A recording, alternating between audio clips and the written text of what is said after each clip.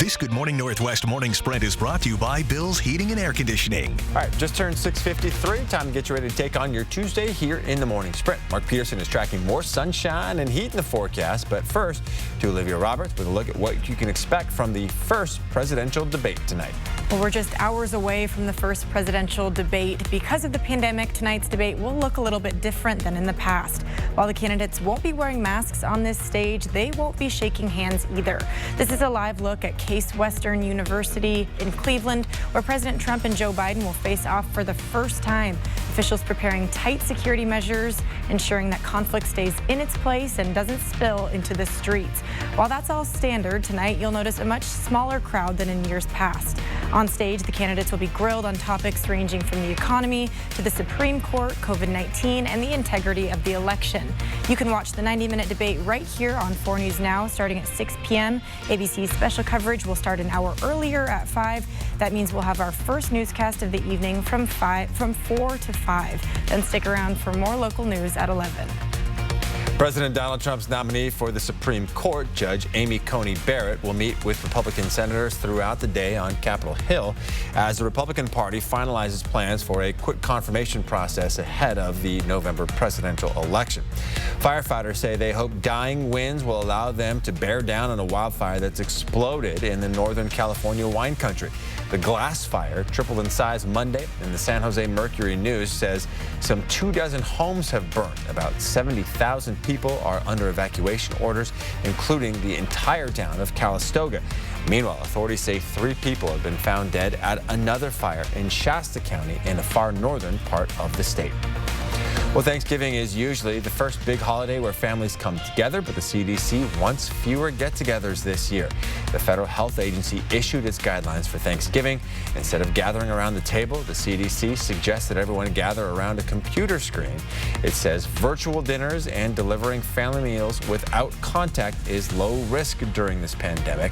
If you do travel, though, the CDC believes you need to inform yourselves of the increased risk of getting and spreading the virus. In your first alert weather this morning, it is National Coffee Day. So starting off with hot coffee, ending it with ice because the high pressure is going to dominate. Temperatures are going to be warmer than average, and we're going to continue to see that high pressure and temperatures in the upper 70s all throughout eastern Washington. Well, deputies in Bonner County are searching for a missing teen, and they hope you'll be able to help them. This is 16-year-old Levi Reed Matthews. We're told he was last seen Monday morning just north of Sandpoint in the area of Oliver Road. He was wearing black running pants with reflective accents, running shoes, and a beige hooded sweatshirt. He also had on a bright green stocking cap. Levi is 5'10" with blonde hair and blue eyes. If you know where he is, you should call 911 or contact your local police department. Another missing child to tell you about, this is 6-year-old Taryn Butler. He was last seen Saturday in Mill Creek, Utah with his mother, Emily Jolly, who is also pictured here. Jolly drives a blue 2008 Toyota Prius with Utah license plate E847GT. Police aren't sure where she's headed, but she says she has ties to Washington, so they guess she could be heading here. Now, Taryn is a white, 4-foot, 40-pound boy with brown eyes and blonde hair. He was last seen wearing a blue shirt, black gym shorts, and black and blue hiking boots. If you see them or know where they might be, you're urged to call 911 right away.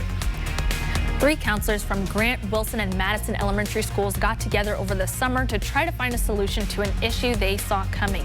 Some students would be returning to remote learning without a designated place to process and deal with their emotions. Students could get sad, mad, anxious, or even depressed while learning at home, so that's what the idea for Calming Kids came from. Their schools have what's called calming corners, or calming centers, where students can use stuffed animals, glitter jars, coloring pages, and more to calm down. These materials are also a part of the calming techniques the counselors typically do with their students. Now that school's gone virtual, Calming Corners will be in the form of kits delivered and distributed to hundreds of students in the coming weeks. Next on Good Morning America, the latest on President Trump's former campaign manager, Brad Parscale. He's now under psychiatric evaluation, and we're seeing new video this morning of his encounter with police after his wife reported he was threatening suicide. Okay, all right. Can you do us a favor? Can you walk out with no weapons? Parscale was taken to a nearby hospital for medical evaluation.